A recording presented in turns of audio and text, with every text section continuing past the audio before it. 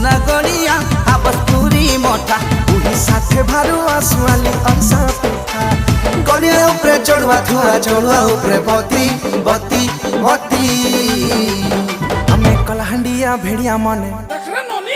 हमें कलहंडिया भेड़िया मन घुमरा धरिया मुबारक